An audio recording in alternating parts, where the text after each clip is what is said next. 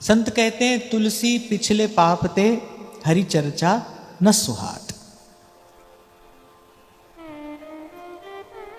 सत्संग की ओर पांव बढ़ेंगे ही नहीं, मन में ऐसी शुभेच्छा होगी ही नहीं अगर पूर्व का पाप अधिक होगा। और अगर हम इसी बात का विचार करें तो भाई फिर पाप में तो कोई कमी नहीं। कल भी विराम के क्षणों में हम यही चर्चा कर रहे थे कि आंख बंद करो तो अंधेरा है और कहने भर कोई बाहर उजाला है, वैसे तो बाहर भी अंधेरा है। जो व्यक्ति गलत दिशा में जा रहा है, जो अपने हित अनहित का विचार किए बिना न करने योग्य कर रहा है, न कहने योग्य कह रहा है, न विचारने योग्य विचार रहा है, वो तो एक प्रकार से अंधकार में ही है। किसी भी प्रकार से यदि कोई मोह के बंधन में बंधा है तो वो अंधकार में ही तो है। तभी तो सूरदास जी कहते सूर कहा कहे द्विविध आंधरो और बिना मूल को चेरो। भीतर से भी अंधेरा और बाहर भी अंधेरा। इसका कारण क्या है? पाप बहुत है। कह रहे जब तक पाप नष्ट नहीं होगा तब तक भगवान और भगवान की कथा, भगवान के भक्त, भगवान के जन, भगवत संबंधी कोई भी वार्ता, कोई भी क्रिया अच्छी ही नहीं लगेगी। कितने कितने लोग देखने में आते हैं जिनको सत्संग की बात सुहाती नहीं। अरे उनको सत्संग की बात सुहाती नहीं ये तो छोड़ो, उनको सत्संग करता व्यक्ति नहीं सुहाता। किसी ने हाथ में माला ली हो, माथे पर तिलक हो, आप लोग तो व्यवहार में रहते हैं, आप अपने कार्य क्षेत्र में तिलक लगाकर चले जाओ, आपके हाथ में माला हो तो आपके आसपास रहने वाले कुछ लोगों को ऐसे ही आपसे कष्ट होने लगेगा, वो वैसे ही आपसे खींचने लगेंगे आपको जप करता देख के। कारण क्या है? पिछले पाप ते हरि चर्चा न सुहात। अब पाप से मुक्ति का उपाय क्या है? तो ध्रुवदास जी तो कहते हैं कि हेम को सुमेर दान, स्वर्ण का पर्वत दान कर दो तो भी पाप से मुक्ति नहीं है। रतन अनेक दान, गजदान, अन्नदान, भूमिदान करें।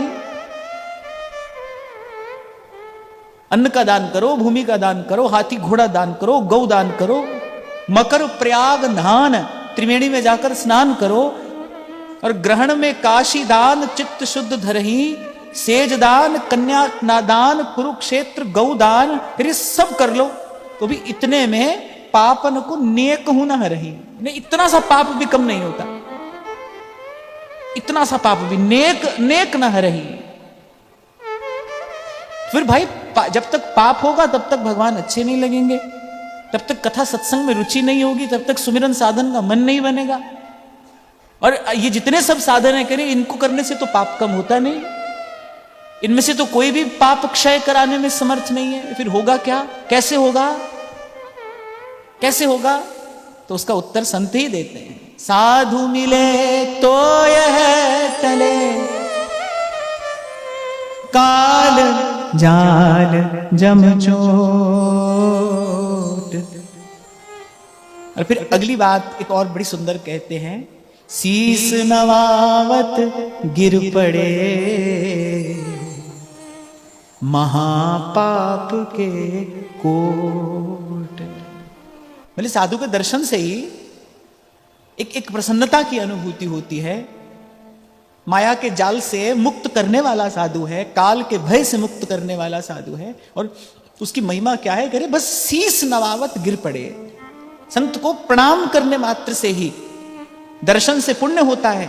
साधु नाम दर्शनम पुण्यम, उसके दर्शन से पुण्य है। और कह रहे उसको यदि भाव से श्रद्धा से आपने प्रणाम किया, कह रहे बस शीस नवावत गिर पड़े, महापाप के कोट। कह रहे जन्म जन्म की वो जो संचित पाप राशि है ना, इकट्ठा हुआ है पाप भीतर, ये जो अंधेरा है ये क्या है?